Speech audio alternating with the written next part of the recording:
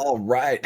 What's going on, macro perspective? So, today we have another great interview scheduled. And this is funny. Actually, Dr. Joey, um, recently we've been running into a string of weird instances of not having both of us on the podcast. So, I know as we were talking a little bit before getting into this, having a team is super helpful because if someone misses out, while they probably miss out on the tutelage and the information that people are like that conversation, we can still make sure that that standing appointment is good. So Seamus, unfortunately, might be dropping in our podcast first, like halfway through, ask a couple additional questions.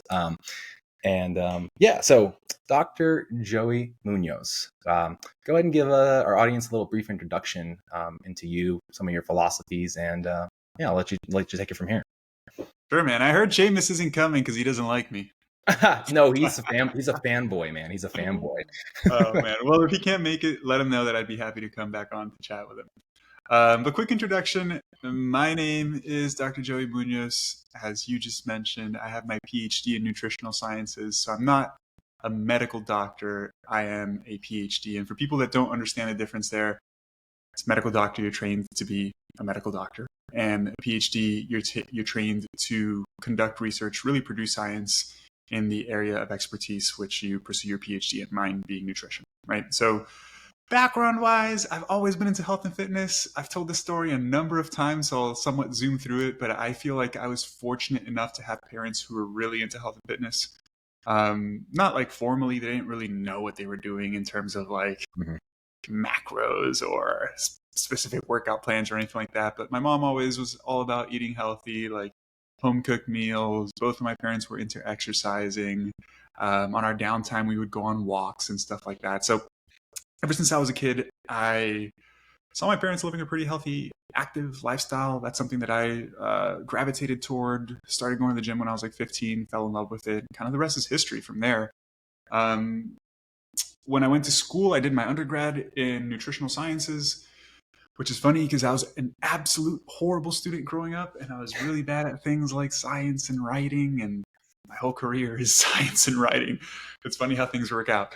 But when I was an undergrad and I started taking some science-based classes that I actually happened to be interested in, like metabolism and biology and all of those things, I just found a natural interest in those subjects and excelled in them.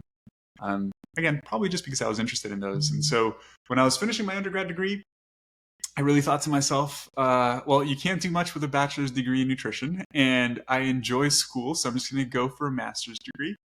And that was my decision to go into grad school. And once I was doing my master's, kind of a similar thing, I was offered a position to do a PhD with a professor that I really got along with. And I was offered, like when you do a PhD, you're typically paid to work. So you're either a research assistant or a teaching assistant. And I remember at the moment, at that time, I was like, man, I can't do a PhD. It's really expensive. And I've already taken out loans for my master's. And the professor was like, no, we'll actually pay for your school and we'll pay you a small stipend to teach a course. What was the stipend? What was the stipend? Like $25K a year. Well, that's actually, but they would pay for tuition on top, right? So that was probably yeah. Another 40, 50K worth of tuition, which was nice. So that was literally the deciding factor for me. I didn't know what a PhD was. I didn't know what research really was.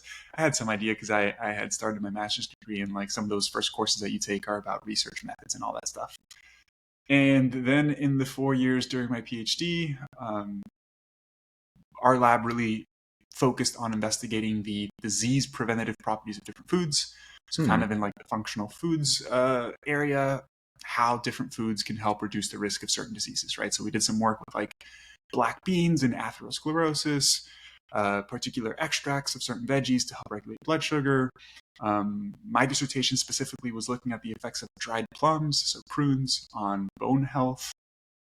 Just quick little side story here. For women after menopause, tend to lose a ton of bone density, right? It's a byproduct of menopause, essentially. And we did some really cool work showing that consuming 50 to 100 grams of prunes per day can help slow down the loss of bone mass. So if there's any postmenopausal women listening to this, should probably eat some prunes. Anyways, after my PhD, go ahead. Sorry, you were going to say something. What was the mechanism, out of curiosity? Like, what was like the reasoning behind That's it. actually a really interesting question, because my dissertation was trying to look at a mechanism specifically, and it seems to be, we don't know the particular mechanism. We know that there are some phytochemicals in dried plum that have estrogen-like properties. After Mhm. menopause, you lose estrogen. Perhaps that's one mechanism by which it may be beneficial. Prunes are also really rich in boron. Boron's hard to find in most foods. Boron's Mhm. an important nutrient for bone health as well. It seems to be a culmination of things, because when this was actually before I started my PhD, but this is what like my professor spent his career doing. Um, Whenever he did like mechanistic studies, cell culture studies to try to determine the particular mechanism, nothing seemed to be as effective as the whole fruit, right? So he Yeah. did particular studies with the phytochemicals, with particular nutrients. It just seems to be, um, what's the word here I'm looking for? This is like Um, like the call to nature fallacy, like in a nutshell, though, right? Like for whatever reason, the way that it exists in nature just seems to work better than any of the isolated compounds, right? Sure, and it's not. It's probably because there are several things that have benefits, so it's not just one thing in there that Mhm. has a benefit. Overall, we saw a reduction in inflammatory cytokines. These are molecules that are associated with inflammation, things like interleukin 6, TNF alpha. For those listening, don't worry about what that is. These are inflammatory molecules, and they're associated with decreased bone health. And we saw an attenuation in the increase in those molecules. So that could be potentially one mechanism as well. One thing that my professor always emphasized is like, and it's funny that you brought up that question of like, what's the mechanism? Because I was like, everybody cares about the mechanism when it's really the least important thing, Mm. and people don't really highlight the outcome as much, right? Like, hey, prunes help bone health. That's the most important thing, right? And then we spend millions of dollars and years of research trying to identify particular mechanisms when, in my opinion, it's not all that important.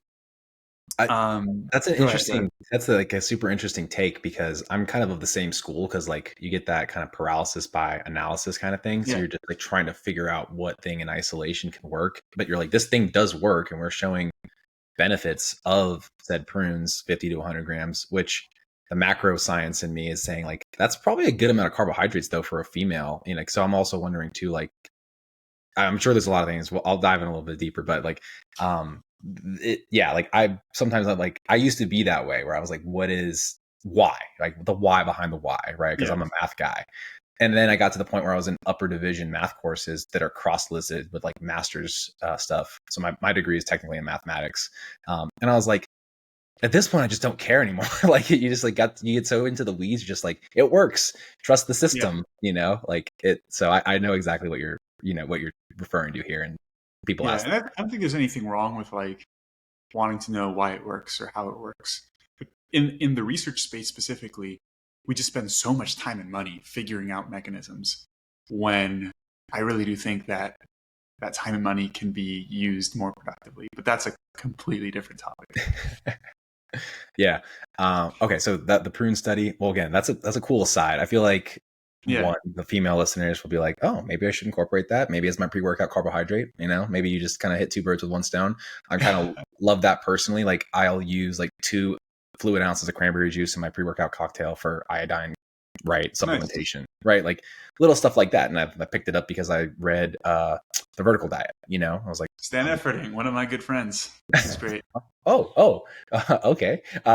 Awesome. And so, yeah, I was like, that's like a super easy way to not overdo it, but like also get a little bit of a positive response. And, you Yeah. know, yeah, like again, I love little tidbits like that. And obviously we know your osteoporotic risks are obviously a huge thing, especially in the clinic that we work for, Seamus and I, because women are always looking for, quote, more holistic ways of helping their bone density. And we don't want to give them whatever that prescription is that is supposed to help with the bone. God, I can't remember the name of it. There's too many prescriptions to remember. For like I the definitely don't know much about prescription drugs, so I can't help you here. no, yeah, that's part of our headache sometimes is like the physicians know, but we're supposed to kind of be aware as to like, these things because Mhm. people will come in armed with these questions and expect us to know. And it's like, look, I am just a performance health coach. Like I am not the physician. Though I would, I feel like sometimes having the alphabet soup after the name would help with like my argument sometimes with like the nutritional approach. But at the end of the day, it's again, little facts like that, things that can stick with people, like that stuck with me. I'm going to use that now in these consults with people and say, hey, like, you know, this could be a great thing to include if that is something that we're noticing on the DEXA scans. So super simple. Yeah. And I'd be happy to share with you some of those studies too, because I feel like sometimes people want the evidence, even though they don't know how to read the research. But at least they can read the abstract. And like, even for me, I try to get better with that skill set too, because it's difficult. It is like technical writing is a whole different thing. It's like torts, right? Like with like legal language, you're like they use a lot of mumbo jumbo here to say like basically like this is breaking the law, right? You just brought up a great analogy, because people always ask me on social media, they're like, how can I read research on PubMed? And I'm like, please don't, because if you don't have any formal training in it, it's not really going to make sense, because you have to understand methodology, statistical analysis, like population. There's a ton of stuff to understand, and like unless you have training in it, it's hard to understand. And I'm going to use the analogy of like, would you just read a contract or write your own contract without consulting a lawyer? Right? It's very similar for sure. No, well, I think too, like you can probably, if you have the full article, you could probably like have ChatGPT give it to you in layman's terms a little bit and just absorb a bit more. I've seen some people do some stuff with that. Like, but even then, what people don't understand is like things are population specific, things are dose dependent, things are, for example, like if we talk about intermittent fasting versus traditional caloric restriction, and they plop a study on intermittent fasting on weight loss into ChatGPT, and it's like, what does this study say? And the study shows that intermittent fasting helps with fat loss. And they might immediately think that intermittent fasting is an alternative to caloric restriction, when that isn't the case. Because if you look at studies where calories are equated, they're equivalent. And you need to understand that the benefit of intermittent fasting is because it results in caloric restriction. And it's that little nuance, right? Yeah. It's that nuance that you can't get unless you're trained in a field, unfortunately. Usually I tell people, it's like, don't try to read it yourself. You can try to read, but just try to be guided by people who have expertise in the particular area, which is also difficult because there's so much, I don't know if you guys curse on the podcast, but shitty information online. we do. We love it, actually. We need authenticity here. If we get an episode banned because people are expressing themselves and saying the F word, it's okay. Because the other people will share it, it doesn't matter. But that's a good point too. I mean, research is difficult. I mean, look, I was a math major and I sucked at statistics and statistical analysis. Like, it is like a whole different thing. So like getting into that and confidence curves and or P-scores and all those things, and clinically significant and significance, right? Like all those things are, tough to understand sometimes. And it felt like hand waving and magic to me when I was taking those courses in college. Granted, I wasn't applying myself. Like, I actually had the inverse of you, where it's like I became a worse student as I got further along in my academic career. I actually graduated valedictorian in high school and then got to college and like really fell in love with CrossFitting and like physical performance. Like, and so it was like, I'm like, let me just get out of here. Now I'm more interested in that stuff and it's super fascinating. Yeah. So hearing people that like got to that point, like yourself, like, I'm like, that does sound interesting. But like you just said, you're like, what am I going to do with a bachelor's in nutrition? What am I going to do with a master's in nutrition?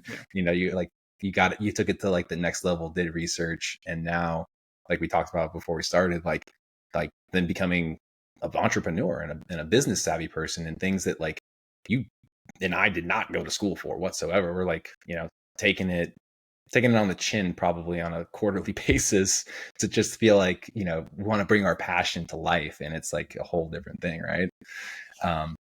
So my question to you though, okay, again, I'm definitely not qualified to look at research literature at times, but I did pull up this, obviously the biggest thing here, for most people in health outcomes, they think of it as weight loss. Right.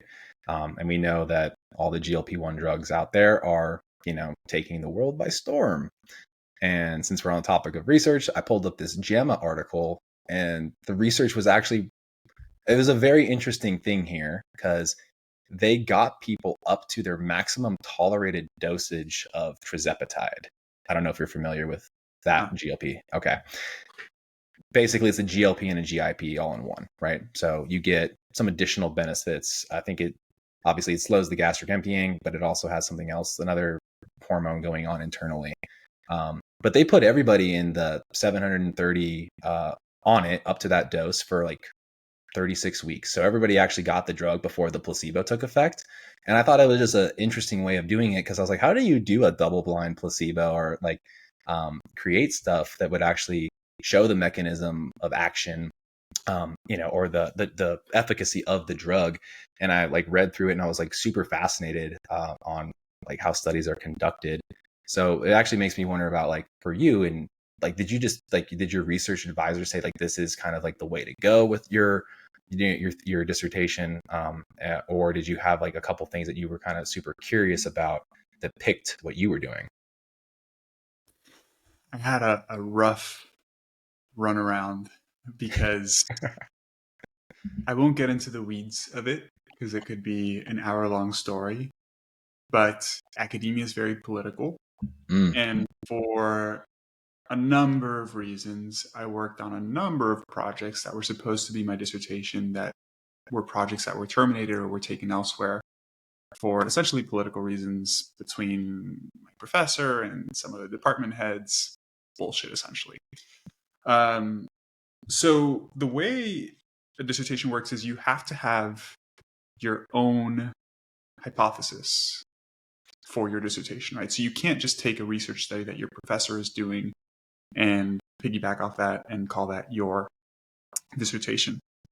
What happens many times is that you can piggyback off of a particular study that your professor is conducting, because at the end of the day, there has to be funding and a research and a study has to be conducted, right? But you take some sort of unique angle or analyze something slightly different, right? Mm. So that it's your own unique hypothesis. So the study that I was working on wasn't my first choice. Like, I wasn't really interested in dried plums and bone health. I've always been more interested on the body composition side of things. But I was in a unique situation. And so what I did, my hypothesis, like I mentioned, was trying to figure out a little bit more mechanistically what might be going on. The proposed study was just looking at outcomes in osteopenic men, specifically, dried plums. Mm. So the women's study was conducted before I started my PhD. They were conducting a follow-up study in men, and it was just looking at outcomes, like, do dried plums help bone health, period. And so I did some digging on some particular mechanisms that might be involved, and my unique hypothesis was testing one of the mechanisms, which was associated with inflammation, looking at some particular molecules like the ones that I was mentioning before. So it's like a hybrid, right? Like, you do work off of what your professor is doing because that is your mentor, that's who's teaching you, but you do have to have a unique angle. It can't just be the same exact project that they're doing. Wait, so you just said something that was kind of fascinating to me. The mechanism, quote, the fact that it had like anti-inflammatory benefits was the reason why the bone was seeing an increase. No, I said that could be one of the reasons. Oh, gotcha. Well, yeah. Okay, got it. Because there's so many things, right? Like, inflammation is just one mechanism. Like, all of this stuff is involved, right? There's particular cells that are associated with bone growth. There are particular cells that are associated with bone breakdown, osteoblasts, osteoclasts. There are precursor cells that turn into one or the other. Those precursor cells are influenced by different immune cells.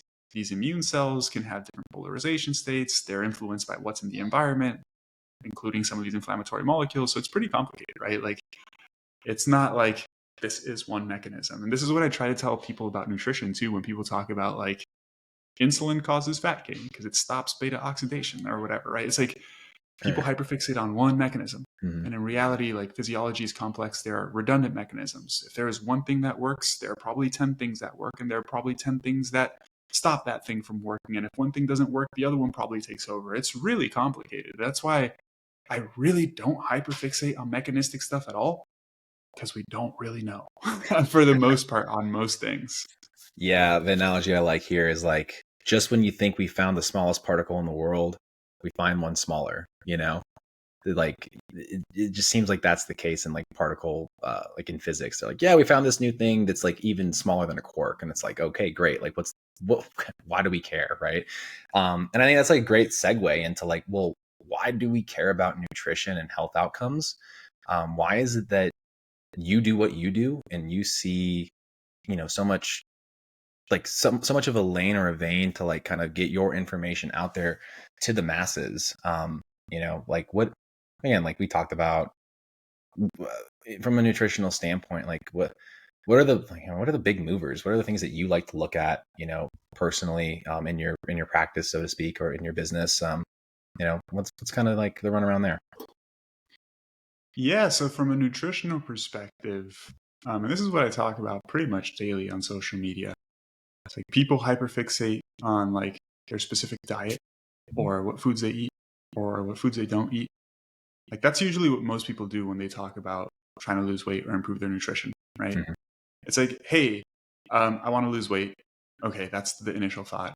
All right, what do I need to do? I need to go on a diet. Okay, let me look up what the best fat loss diet is. And then you go on Google and you look up a fat loss diet Mm-hmm. and you find a bunch of random stuff. You might stumble on keto, you might stumble on intermittent fasting, you might stumble on whatever the hell it is. And all of these have something in common. There's a rigid number of rules that you must follow to adhere to this particular diet, right? And the issue with things like that is like, one, it's not sustainable. It's super rigid. If you don't enjoy it, you're not going to stick to it. If you're not going to stick to it, you're not going to have long-term results. And two, there's no nuance or context. Like when you just talk about like following a keto diet, it's like, well, what happens if you don't follow a keto diet for a day? Or like whatever, right? There's no nuance or context there. And so people like freak the hell out when they fall off of their so-called diet.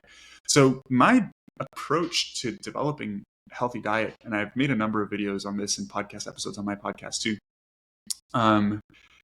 is that a healthy diet is not about the specific foods that you eat and the specific foods that you don't eat.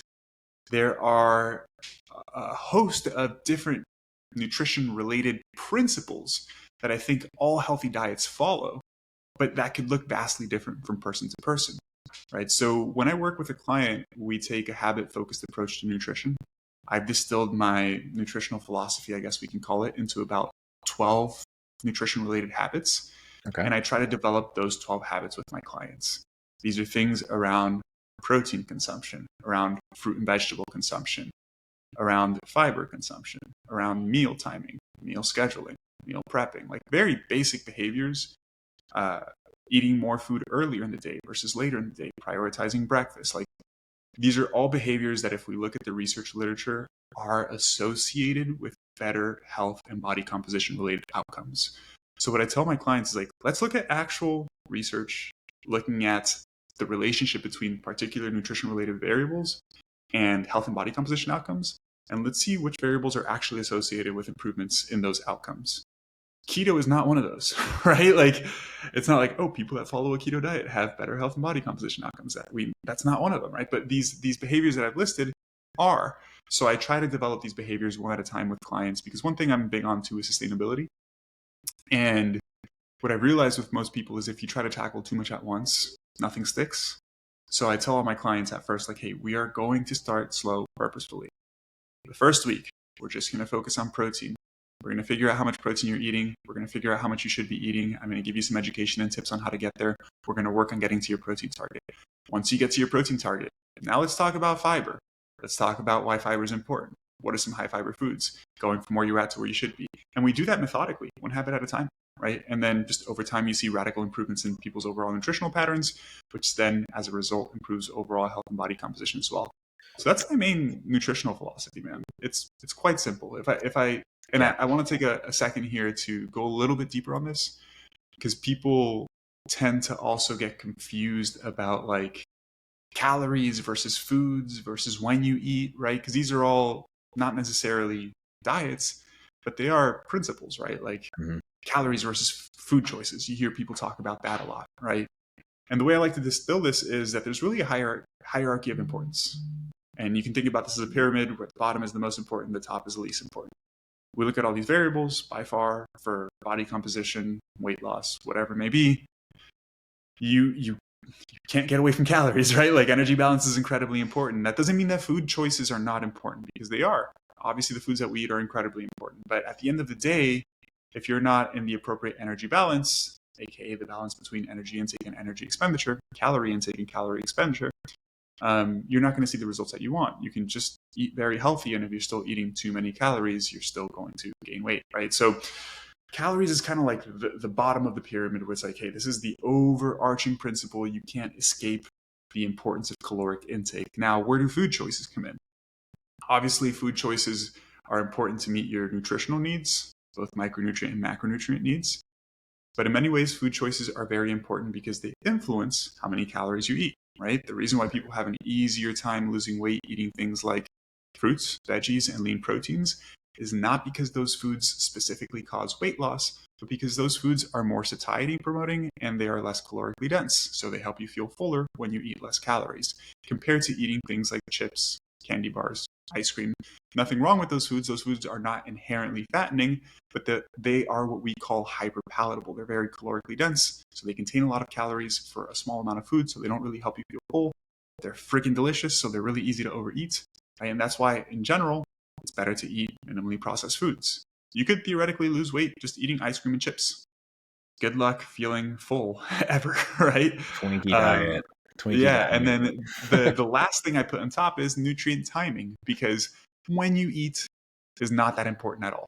But there is some really good evidence showing that people who eat more of their total caloric intake earlier in the day, so like breakfast and lunch, versus later in the day, afternoon, dinner, snacking, tend to have better hunger regulation, right? So there seems to be some evidence that eating in accordance to your what's the word I'm looking for here? Like your What unique is it? circadian rhythm. And according to your circadian rhythm, Yeah. can help with the regulation of hunger-related hormones like ghrelin, leptin, etc. Right? So it probably makes sense to eat more food early in the day from that perspective. And people who eat more food earlier in the day also tend to have greater energy expenditure slightly. But a slight increase in energy expenditure is really helpful, right? Like if every day you're burning an additional 50 to 100 calories simply because you ate more food earlier in the day, because now you have more energy and you're just inherently moving a little bit more, right? Like if I don't eat breakfast and I come to work, I might just be like super tired on this desk. If I eat a nice, well-balanced breakfast, I might be more energized, a little bit more movement. That results in more calories being burned, right? So nutrient timing can help from that perspective, but it's definitely not as important as food choices or overall caloric intake. So that is my nutrition philosophy in a nutshell. Huh. Sounds like a book I've read once. Yeah. Yeah. That sounds like, I mean, not that it was like instilled by him to you, but I mean, he did write a book on it. So, and you did used to work for him. So, Stan's book? well, that one too, but I was thinking What book more were of you talking about? I was talking more of let's see if I have it here actually. Oh, Fat Loss Forever? Yeah. Yeah. Right. I was like, wait a minute, you're describing a very similar pyramid here that was adapted from Eric Helms. But again, like that information, I think, again, is not commonplace knowledge as much as like we're in the weeds of it all the time. You and I, Seamus, and other people like in our profession, like for whatever reason, like the clickbaity stuff still gets a ton of attention. And I know it sounds trivial, but you know, people hearing that from multiple people, especially someone that has such high accolades like yourself and has spent so much time in nutrition research, like there's a reason why we were going to hammer these things home. And like you just said, build that as like week one core focus, you know, or if week one didn't go that well, it's going to still be our focus for week two, more than likely with that individual client.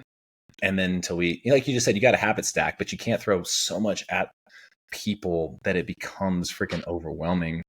And yeah, like, and my philosophy is very similar. Like, I mean, shoot, I did a consult with somebody this weekend that was like 2 hours long, and you know, it was just asked to answer the person asking great questions, and I had the time, so I was like, you know, cool. I'd rather this person feel super prepared to literally go into week one focusing on a protein goal, but also explaining some of the other nuances and like segueing that into like the, you know, the weeks to come, you know. Yep. And I'm like, if that helps set this individual up for success, it can hopefully last her a lifetime because she's 30 years old like myself. So, you know, it's I think there's two aspects to it that people struggle with. It's knowing what to do, right? mm-hmm. Or knowing what to do, which are like, what are the actual things to focus on? Like, is it calories or is it this diet, right? Like, so knowing what to do, knowing the basic principles, and what I shared are essentially the basic principles. And then knowing how to do, right? Because a lot of people know what to do, but then they just like can't do it, right? And I think oftentimes it's because people tackle too much at once. They try to restrict calories too much. They try to go from not exercising to exercising every day.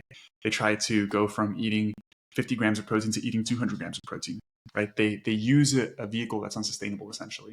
So it's not just knowing what to do, it's knowing how to do. And that's where like the philosophy of having a habit focused approach comes in, and Yeah. like really starting slow and just, hey, and for people listening, like, if you're trying to figure out how to do these things for yourself, my recommendation is make a list of the things that you know that you should be doing, right?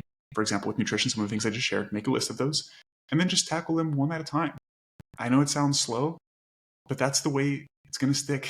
That's the way it's going to stick forever, right? Like just Yeah. tackle them one at a time so you can actually focus on each thing and develop each behavior. And hey, time passes anyway. So like 12 weeks, 16 weeks, a year from now, you'll be in a much better place than you are at the moment. Yeah. I mean, even what you just said about like moving food maybe earlier in the day to get an extra 50, let's just say you get to the high end, 100 extra calories per day of like activity.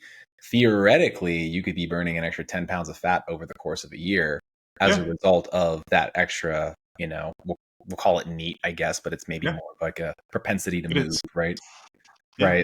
Right. Which again, like that's just me doing the quick maths on it. I was like, that's actually a good point. Maybe I do also need to stop saving so much food, but I've been recently in a rabbit hole of doing kind of a 4x4 principle, and it's working pretty well because it keeps me sustained and energy. And again, like everybody has like a unique thing, and how their day has to be organized. We can be, what's the word? Like we can give them kind of like that landscape of like what an ideal day might look like in the beginning, but it has to Right. adapt to the individual, right? Like, like that's life, Um, Yeah.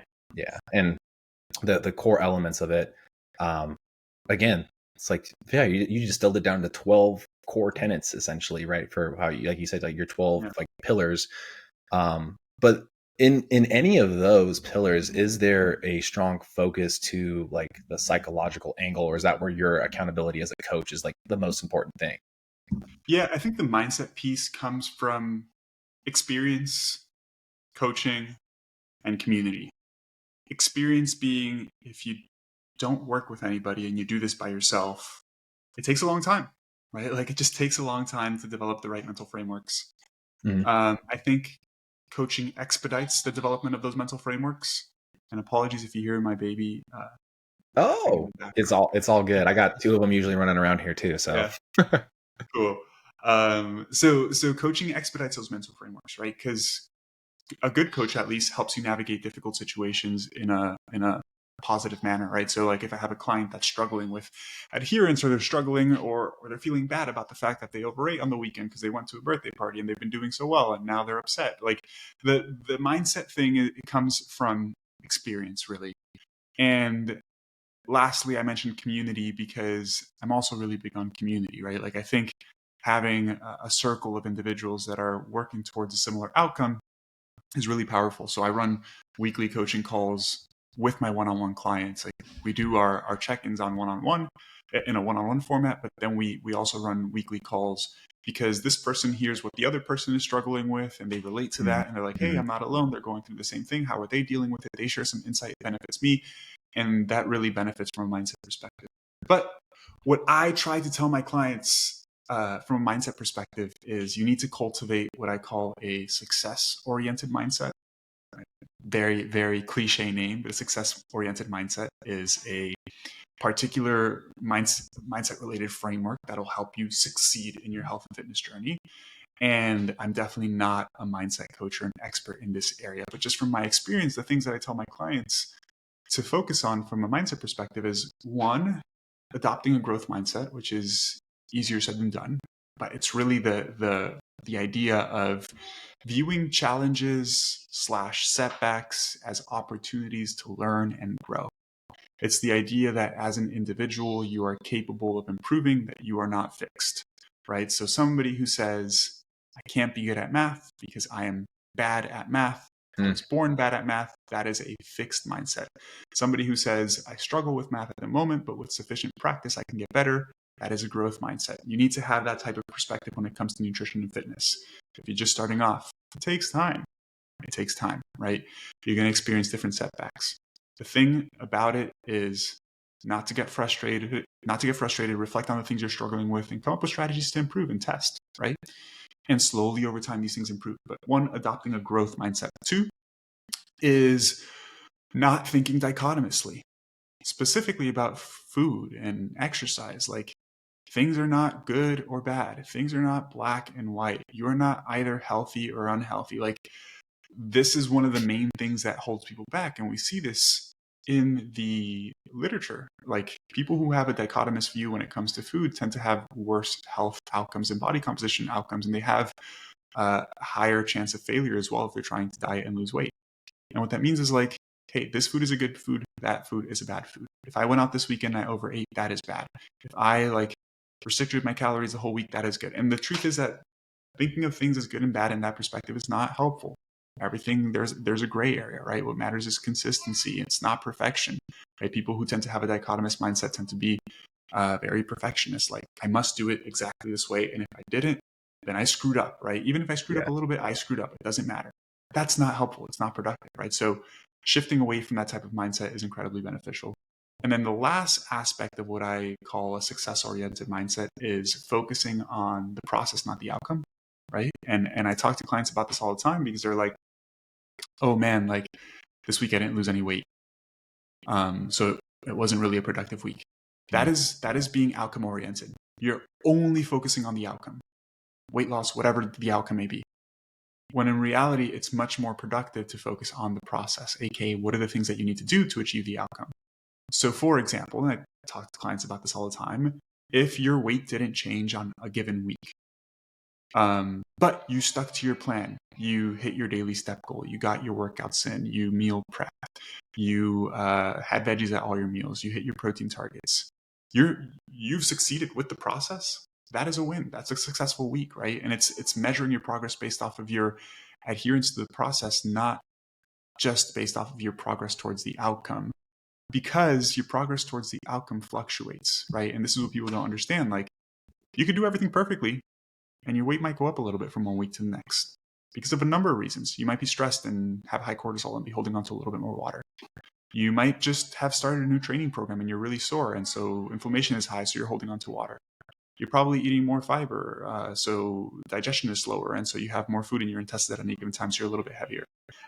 Weight fluctuates from day to day, right? You can go out and drink a ton of alcohol and weigh 2 or 3 pounds less the next day. Is that a good thing? No, right? Like, that doesn't mean you lost weight. That means you're dehydrated.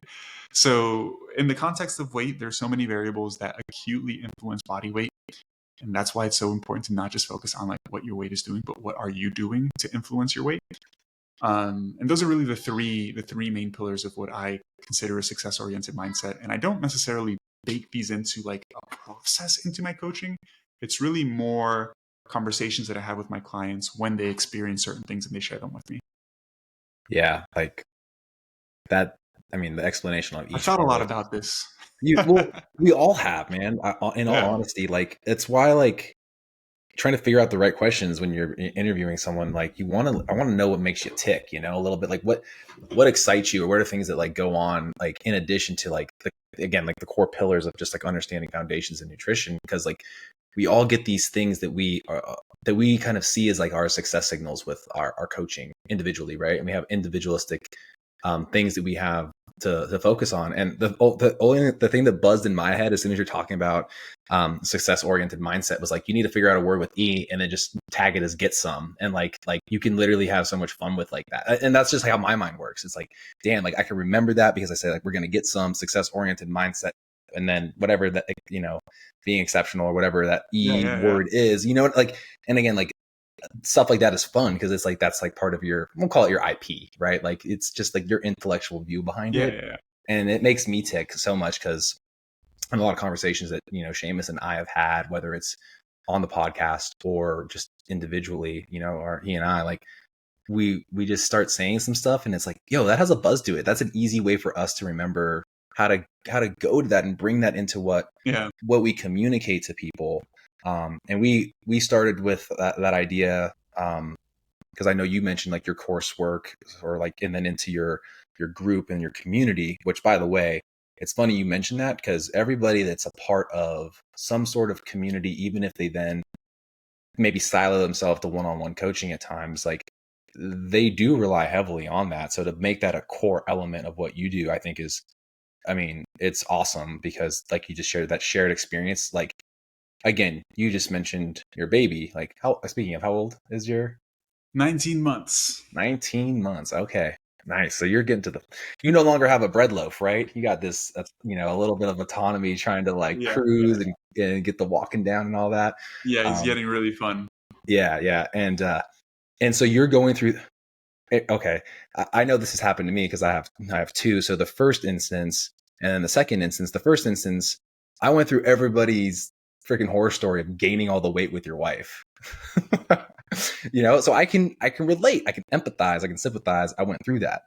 But when I first coached that person that was going through that shit, I sucked at coaching it because I had nothing to like pull from. Yeah, And it was tough for me. And then this go around, for other clients that are going through that, one of which is actually one of the people I train with regularly and coach. I'm like, he's like, man, this has been a lot of wins for me. He has that success oriented mindset. He's like, this is a big win for me because like, honestly, my wife has wanted pizza and nothing but pizza for the last month.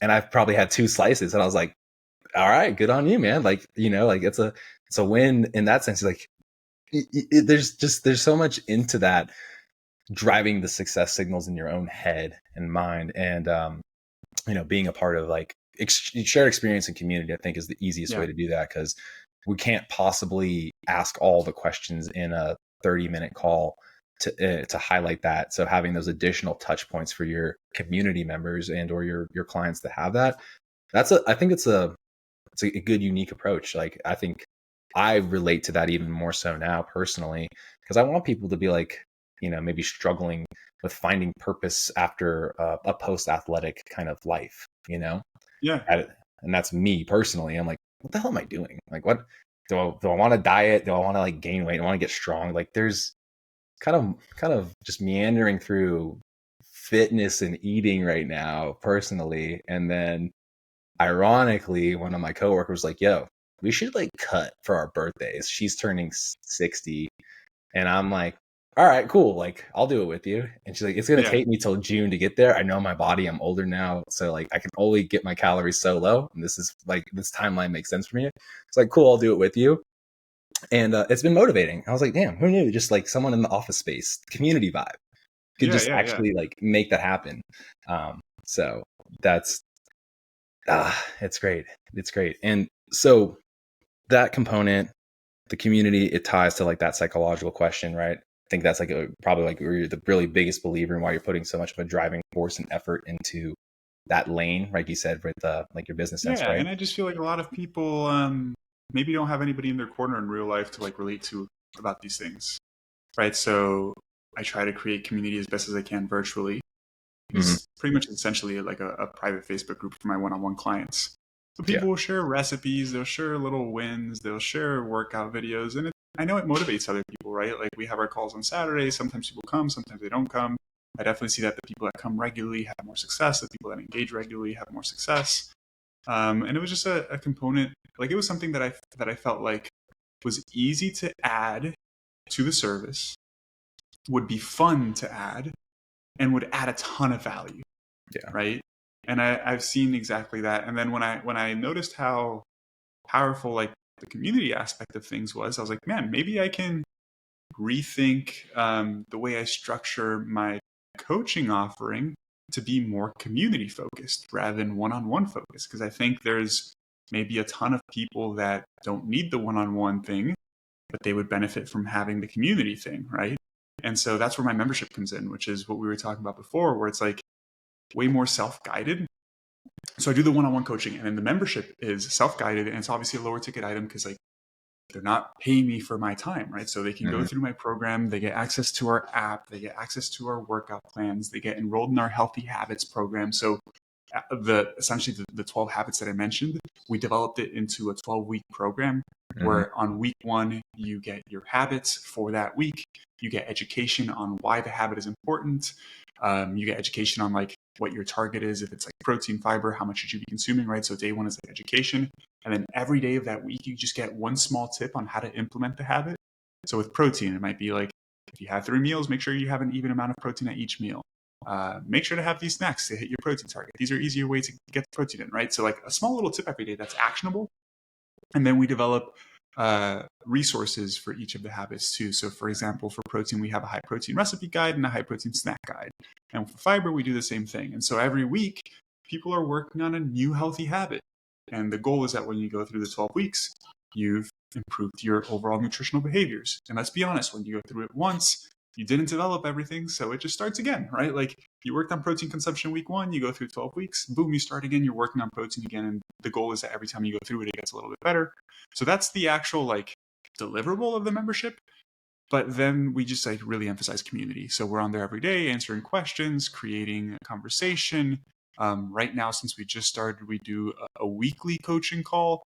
My partner, who focuses more on the training side of things, he does technique feedback once a week where we collect videos from all of our clients. We provide feedback on their technique, all of that good stuff. And our goal is to really expand that and have coaching calls on a daily basis if we get to the point where our membership grows. Yeah, I mean, and then that opens up opportunities and doors, whether it's again just you and your partner, or if you have other coaches eventually that want to take lead on a call. And because people resonate with different people, right? Like, and having a team environment can be really helpful, because I'm not everybody's cup of tea, even if Yeah. even if they think it, or you have the persona online that they're like, yeah, I thought I would like Marcos more, right? And they probably, again, like, they'll get what they get. I can't help my own personality, just like you can't. But there's, again, like, you're just like, you're open to like the whatever it is that you need to provide to make that community even stronger. And I didn't mention this, like, I come from like a strong like CrossFit background, so I've like witnessed like culture differences in different gyms over the years. And a culture can make or break people's progress so Yeah. quickly, right? Like, in like their willpower to want to show up, and like their accountability things. And it's crazy, because that idea of community didn't used to be part of the like fitness in 100 words for CrossFit, but they've adapted it to have that as part of like their first sentence of like the CrossFit methodology, Mm. which I thought was super interesting. But I also am like, that is really kind of what you pay for. The other people Mm-hmm. around you, the motivation, that little bit of that competitive edge. Obviously, coaching is super important too, but I mean, in a world where I think a lot of people feel a lot more isolated, community matters a hell of a lot more. Yeah. And that is something that me and Seamus really wanted to try to get to at some point, with building a community. And we want to get back to that, but then creating like actual physical events where people come out and do Yeah. the things together, versus just being a digital presence. Because Yeah, that would be the ultimate goal. right, yeah, I think like I feel that from you. Like, I got that sense of like, it'd be really cool to actually interact, more than the digital sense with these people, make meetups happen, Yeah. and find little places that you want to go to, like, selfishly as a vacation, but then Yeah. pull people pull people in there as a Business little event. sense. Dang right, man. Right? It's not ordinary. What are the? It needs to be ordinary. It needs to be all the main four things that make it a true write off, right? So that's part of what you're offering, and it's like it's an immersive experience, and being around like-minded individuals, especially people trying to better themselves in that experience, is, again, it's super. It's what we need in 2024, in all honesty. So I'm imagining it being like super successful for you, man, and which is great. But I do kind of want to pivot as we finish up here, Sure. and ask you this: like, what makes you tick, man? Like, what is it that like you get up for every day? To be completely honest, and this changes from time to time, honestly, like things that motivate me in certain periods of time are definitely different than things that motivate me in other periods of time. Like right now, well, being honest, like obviously hanging out with family, being with my son, those types of things. But if we're talking from like a career perspective or anything like that, like learning more about business recently has been really, really exciting. Mm, I realized that for me, I can be quite unmotivated and even procrastinate a ton if I'm not super excited about something. And when I'm really excited about something, I'm like the hardest worker. mm-hmm. And I think a lot of people can probably relate to that. But recently, just with this membership, yeah, it's just with this membership thing, like I'm somebody who really thrives off of just like learning new shit, man. Yeah. More than anything, like it's exciting to learn new things, especially if we talk about it from a philosophical standpoint. The thing that drives me is seeing progress in whatever it is that I'm doing. And Mm-hmm. I've spent a lot of time thinking about this too, because I've had jobs or things that I've thought I would really like. And then I realize that I don't like it because it's relatively stagnant, Mm, right? So for me, there's not a particular thing that is like, I really love doing this one thing. For me, it is actually just getting better and progressing at the things that I am doing, right? So went from PhD to coaching. Learning how to coach was super exciting. But then when I felt like I developed that skill set, I was like, man, like now I want to learn how to do this for myself. Started a coaching business. Had some success doing it one-on-one. Got to the point where I felt like I couldn't expand because I can't take on any more clients because time is a limitation. I'm like, now let me learn more about business and marketing and learning how to restructure my business. And that's been super exciting. And now with the membership stuff, it's been super exciting and learning how to, what we were talking about earlier, how to market and turn leads into sales. And I've just been reading all these marketing books because I see that as the next step. Like the thing yeah. that really drives me is the next step in whatever it is that I am doing, right? Like striving towards that next thing. And I think there's a positive and a negative way um, to, I guess, what's the right word here? A Mm, positive and a negative way to approach that, right? Because I feel like striving for progress for the sake of striving for progress I- maybe isn't the best way of doing it, right? Like I yeah. make 100K, I want to make 150K, I want to make 200K. Why? Just to make more money. Like what's the point, right? For Mhm. me, like actually learning and progressing is fun. And that's why I think I approach it from a healthy perspective because it's something that enriches my life. Like these past couple of weeks, really focusing on this marketing stuff has been super exciting, right? So I'm excited about it. I'm happy about it. I'm looking forward to it. I'd say that's probably what makes me tick more than anything. Just seeing small progress in the things that I'm doing from day to day. Yeah, it's funny you mentioned that. My client, my aforementioned client that is about to become a dad, had his wife has a unique job where the owner of the company really likes like these events that they go to that kind of work on like the professional development, right? But Mm-hmm. like amidst that, they have like in their group, they're like, you have your professional goal for the week and your personal goal. And can they piggyback off of one another? And so like our conversations recently have been very much aligned with that. Like it isn't so much of just like chasing like the next level of success. It's understanding how to like absorb that and like enjoy it in the moments, like you're saying. Which I mean, I've kind of felt the same way. Like, oh, if I have this many clients, then I can make this much at some point, which was like COVID. But when I was like, oh my God, I'm worried about people. Into now where I'm like, balance. Like, I'm actually in this mode right now, like making me tick, and asking myself the same question. How do I, strive for family balance amidst like that zest for life and being able to, you know, coordinate with my wife about like, and I think she and I need to do this, is like kind of sit down. What are our financial goals for this year? What are our travel goals? Just as the two of us, can my parents watch the kids for a few days? Are there things that we need to do to fulfill that a bit more? Also, while learning together about, like the next phases of life, which Yeah. that's like, ironically, it took me doing my taxes to like be like, I need to spend more time understanding money even better this year. Um, but I always get this like rush of like relief after it's done. Mm-hmm. In addition to like this vigor for like again learning, because I feel like that's the game that like everyone has to constantly learn because it's constantly changing about like Yeah. what qualifies as the deduction, and that's also. But to me, I was like, why am I so interested in this to the point where I'm like, maybe I eventually transition and go back to school and become an accountant, because like the ideas of helping people with saving so they feel less stressed is like something that like really like makes me Yeah, I tick. don't care about that at all, man. You need to, man, trust me, because I Nah, mean, dude. As long as I make more than I spend, that's all I care about. well, no, but how you spend it can also contribute to how much you have to pay, which is like super Sure. fascinating, you know? Sure.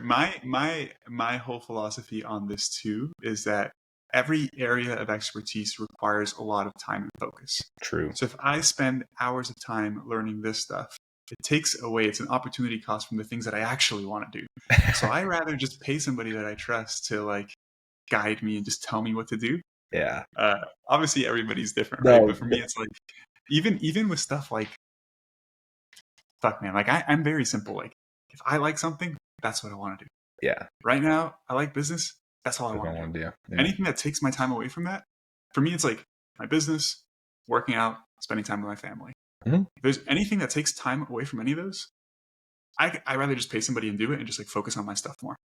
Right? Like I have a pretty obsessive personality when it comes to stuff like that. Yeah. And thankfully, I've been able to direct my obsessive personality towards things that are productive towards my life, right? But for example, like combining the idea of having a obsessive personality and really enjoying seeing progress in things, I used to be really into video games. And Oh the yeah. only type of video game that I liked would be video games that are skill based, where I Mhm. can be better than other people, right? Or Mhm. like that time that I put into it would make me better. Right, yeah. So a game that's like a single player like type of game where you just go through story mode, No. never liked it, never Yeah. cared about it. And I had friends that that's all they wanted to play. I'm like, that is so boring. I just want to play something that's skill based, right? Like I used to be super into chess and I would spend hours studying chess, even though it seems somewhat boring because it's a skill based thing. So anything that's skill based that you can get better by putting more time into it, that's really what I enjoy. You and me are similar in that capacity. It's weird how like a break from video games for me would have been more of like the RPG where it's like, like it's because I can set it down, as soon as it Yeah. becomes part of that competitiveness, it can be more consuming. And I guess I can thank my parents for never allowing me to get like Xbox Live as a kid because it probably would have Yeah. fed into that um that fascination of trying to get better than other people. And that's yeah, like again, I guess that's a blessing in disguise. But Yeah. much Same like here. you much like you said though, it's like that personality type it's super interesting. And I guess the thing that is weird about me and like what you just mentioned is like kind of have those same buckets.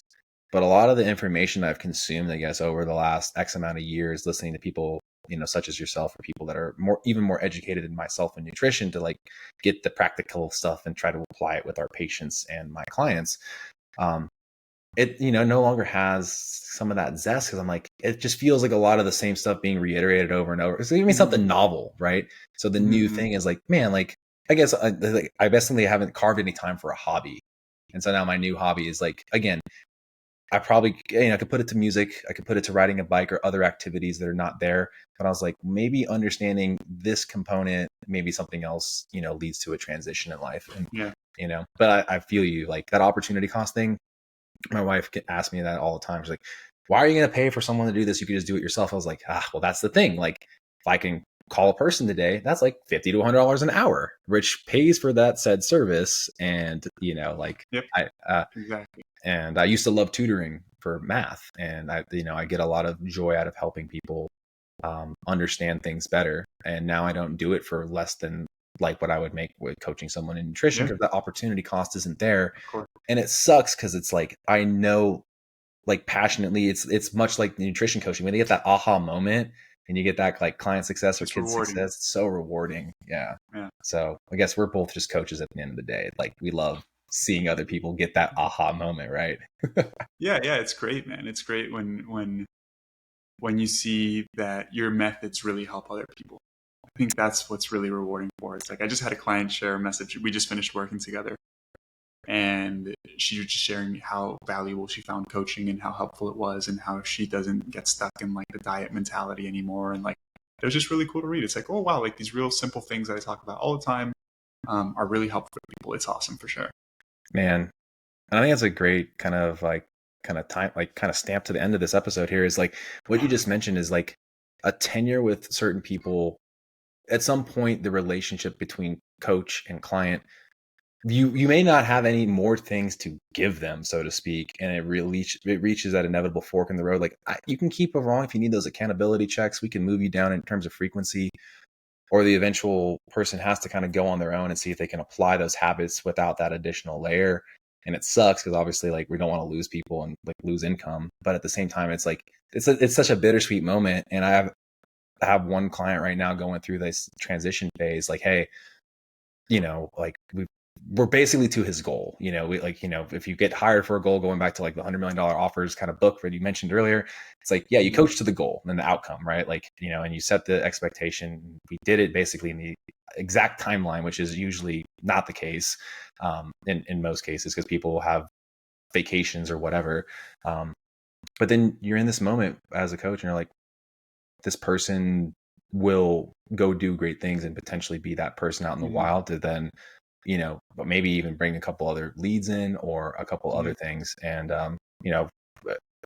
it's a very interesting thing, because I never in my initial years, when I heard people saying that people would come back, like if they need you at some point, that they do, only to then get older and be like, "What's up? Good. I'm glad we got this." And it sucks to see you go, because I genuinely maybe will miss our conversations. But yeah. So, Joey, dude, thank you for your time and, opening up about kind of your philosophies, also kind of what makes you tick, things that are interesting to you. Obviously, like everything, all good things must come to an end. I always feel like people we have on here, there's always so much more that we would love people to hear. It's like the behind the scenes conversations are equally as good. So I'd like to give this opportunity to you to, kind of, again, tell people about the community and your offer to them and things you're working on building, you're super excited about, and then where they can find you if they don't already follow you. And then we'll close it up here. Yeah, on social media, on everywhere, it's just at Dr. Joey Munoz, Dr.JoeyMunoz. That's pretty much every social media platform. Podcast, The Dr. Joey Munoz Show, very original, I know. And I'm actually giving away a free ebook that I just finished writing that talks about all these frameworks in a little bit more detail. If you guys are interested in downloading that completely for free, just go to fit4lifeacademy.health/blueprint. And if maybe, I don't know if you put links in we'll put it in there for you. Yeah. That's a long link. It's Fit for Life, the number 4 instead of the word 4. fit4lifeacademy.health/blueprint. And that's just a link to download our free ebook. I'm going to be doing a big masterclass essentially at the end of the month, talking about all of these frameworks as a promotion for the launch of our membership as well in May. So if you download the ebook, you'll get emails from me talking about the webinar. If you come to the webinar/masterclass, you'll hear about our membership. So that's a pretty simple way to get that as well. Perfect. We'll have that link included there. And this episode will be dropped in time. Actually, get a few, we're not the biggest podcast, but 100 extra listens, 100 extra people are interested in it. People always love probably affirming the fact that they're doing the right things with health, fitness, wellness, and especially when it comes to food. And, we don't love to overcomplicate it. It sounds like you don't either. And yeah, man, again, appreciate you. Thank you for your time. People will have all those things included in the show notes here. That's what our great, production assistant does. And until next time, guys, Macro Perspective is out.